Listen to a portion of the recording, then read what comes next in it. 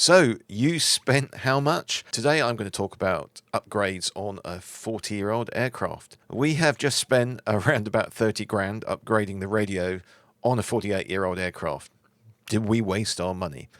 Now, Kilo Kilo is 1977 Cessna 172, and she is a bit of a workhorse for a group of 5. She flies between 50 and 100 hours a year. She, like a number of aircraft of her age, has been fitted with the Garmin 430W, as well as some older Bendix King radios. Almost ever since I have flown her, the 430 has had issues with its display, especially in damp or cold weather. In addition, the Bendix King radios could not be switched to the modern 833 kHz radio standard used in the UK, and sometimes they needed to be pushed back into the mounting cages to get them to actually work. So the subject of repairs or replacements has been around for a while. David, a previous member of the Kilo Kilo group, and I briefly looked at the plug-and-play replacement Avidyne IFD 440 at the Friedrichshafen Air Show, but we thought it looked a little bit clunky, and Garmin suggested it was not as plug-and-play as Avidyne was suggesting. In hindsight, they probably would say that, wouldn't they? Anyway, we considered the new Garmin 650xi, very sexy piece of kit, but also looked at dual G5s as it was a case of if the panel was coming out, it would be an ideal opportunity to upgrade and replace, and we like shiny kit. Looking at G5s was driven to a certain extent by the fact that our DI did not have a heading bug. Not something you'd think is a big deal until you actually have to fly with it during an IR lesson, and it drove me up the wall. We came back after the air show and talked things over with the group. However, as we were part of a share, we had to be all in agreement, and not everyone saw the need for the upgrade. So nothing happened.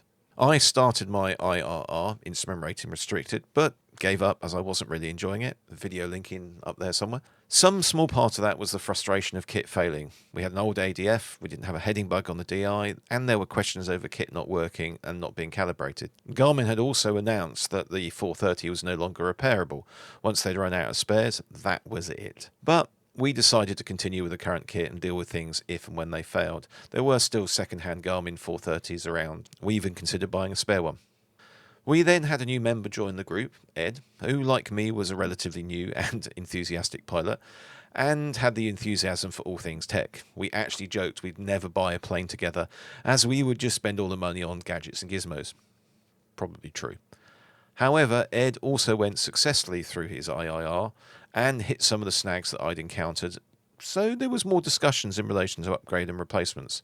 As the 430 was still throwing display issues and the market for easy replacements was dwindling, we decided to put out some emails to relevant companies just to get an idea on price and availability. Unfortunately, sending emails to numerous companies in the UK resulted in 2 companies replying, one of whom had availability in the middle of next year, and one having availability in November. This immediately became interesting, especially as they were based up the road in Southend. Now, our initial request was for Garmin replacement kit, but they suggested as an Avidyne dealer we could probably get a better deal with an Avidyne, and there were deals going with Aspen displays, something we'd never really considered, but why not? Let's have a look. They sounded like a good deal, and yes, we are always wary of a good deal. We had a group meeting or two, the teams and the local pub, and the installation company also offers to meet us at a local hostelry and provide us with some demonstrations. I'm not sure what the pub thought when we'd stuck a large peddy case with a pile of Aspen displays inside, but it was an interesting evening. We crunched the numbers, and then we crunched the numbers again, and decided to get very close to signing on the dotted line. Before we did so, we also asked for some references, and we were given a couple, one of whom who had a very similar setup to us. We followed up on both references, and generally we were quite happy with the responses we had. Little bit of a warning for you. When you choose any company to work with, and I mean any company, you might be inclined to visit social media and ask questions. We did.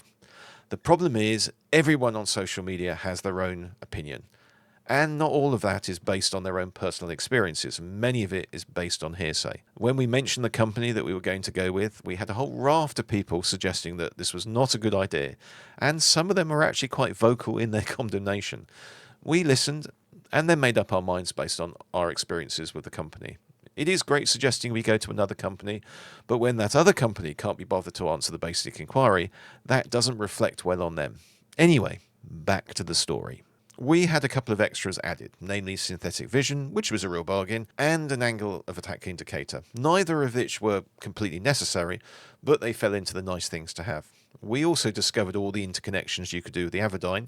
It talks to iPads, and it was plug and play as long as you didn't want an autopilot. Not something we were going to consider for Kilo Kilo. Strange enough, the angle of attack indicator is now being suggested by the US FAA on all new aircraft, so it looks like we might have a better deal than we first thought.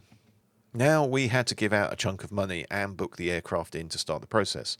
We paid for the kit up front, but labour and ancillary costs were to be paid on completion. The money wasn't actually an issue.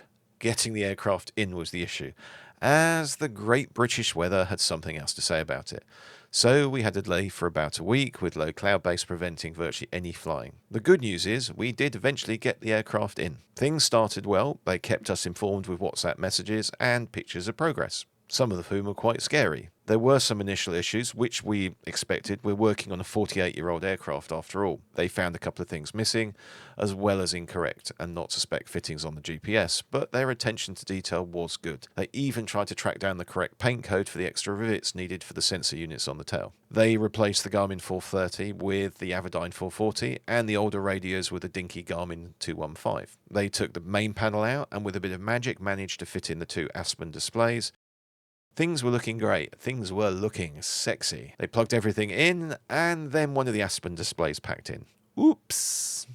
This was not good. However, their response was great, and the replacement display was soon winging its way over from the States. Delay time, just over a week. A few moments later. We now have everything back in. Things appear to be working, and we were heading for trying to get someone over to pick the aircraft up and run a calibration flight.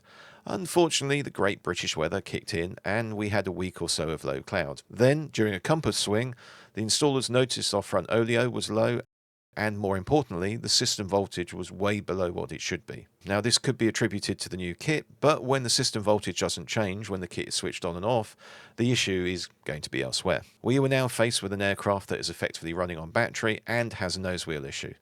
The nose wheel issue was quickly fixed with a local engineer, and after a bit of fault finding and discussion with our own AMP, we decided to pick the aircraft up and drop it over to our own engineers. We're lucky that our own AMP was only a 9-minute flight away. The other thing that was getting in the way was the upcoming Christmas holidays, but we managed to get a flight in.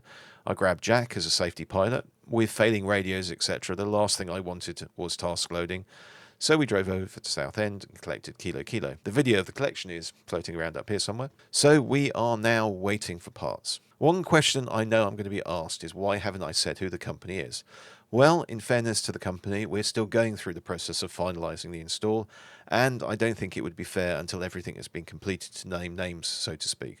So you're going to have to wait a little bit longer for that. Hopefully part 2 of this video will be us collecting Kilo Kilo and flying successfully off into the sunset, but that's probably going to be delayed due to the great British weather and the arrival of parts.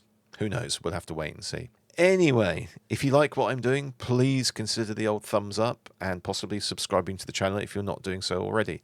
If you'd like to leave a comment, please do so. I'll do my best to answer them. If you don't like what I'm doing, please leave a comment and I'll do my best to answer them. But whatever you do, please, always, fly safe and have fun. And thanks for watching. Bye.